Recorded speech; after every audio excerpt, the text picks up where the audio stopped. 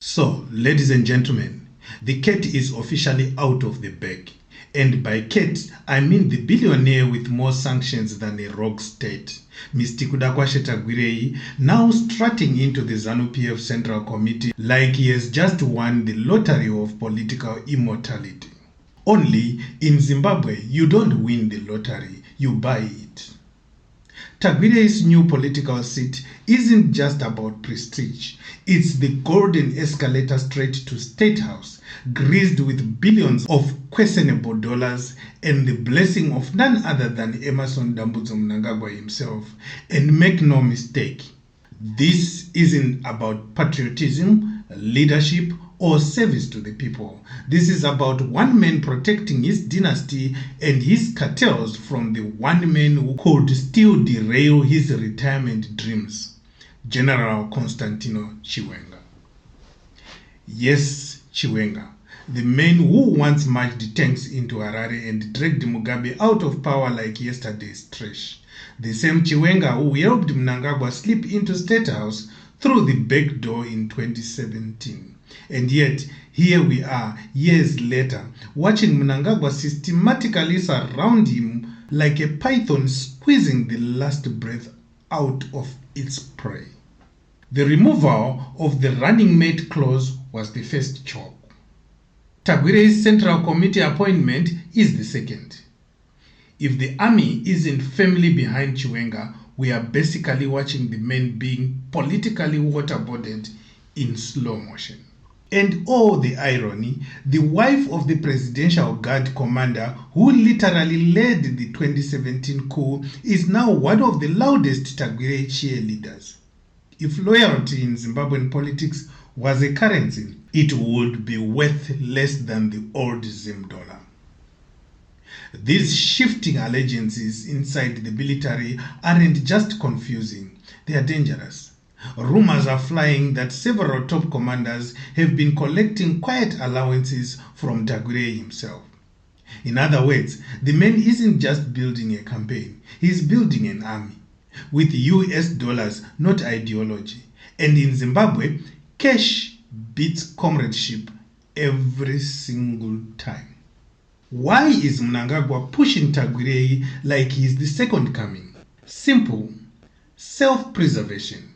ED's post-retirement life is a legal minefield. Without the shield of a loyal successor, he and his family could end up facing not just political humiliation, but actual prison time. Chiwenga, with his military background and personal grudges, is the nightmare scenario for the Mnangagwa camp. Tagwirei, however, is the perfect personal insurance policy, loyal, indebted, and willing to carry the baggage of Mnangagwa's criminal cartels without batting an eyelid. Think about it. George Guvamatanga, Ziyambi, Virginia Mabiza, Vimbai Nyemba, all these characters need protection too, and Tagwirei is the guy who can guarantee it. The problem for Chiwenga is that no one really knows who is on his team.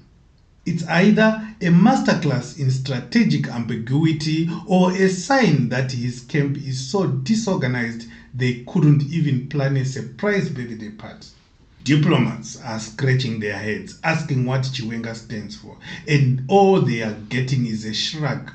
Meanwhile, Mnangagwa has been doing his homework, sending his money-spreading emissary Wicknell Chivayo to batter up regional leaders and seal business deals that double as loyalty pacts. A coup, therefore, is a long shot, not because it's impossible, but because ED has made sure there is no easy regional blessing for such a move. Let's not forget, Mugabe could have stopped the 2017 coup if he hadn't been so old and politically comatose. Mnangagwa isn't making that mistake. He is proactive, paranoid, and perfectly willing to burn the whole house down if it means keeping Chiwenga outside the gates.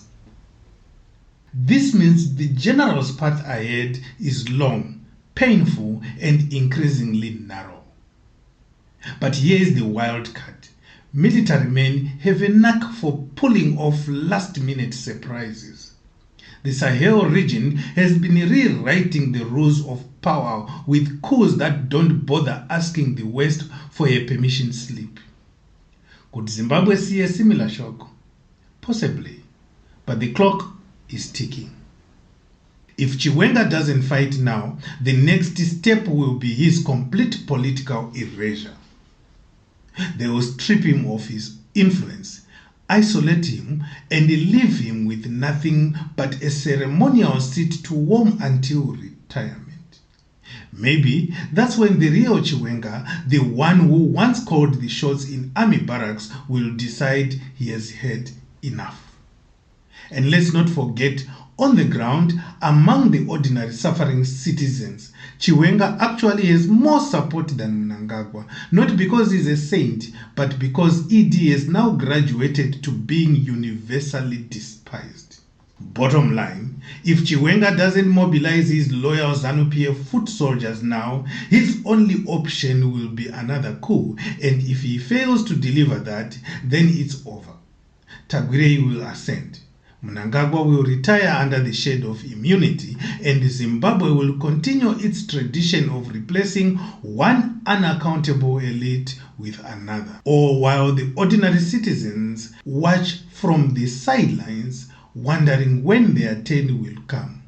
Spoiler alert, it won't.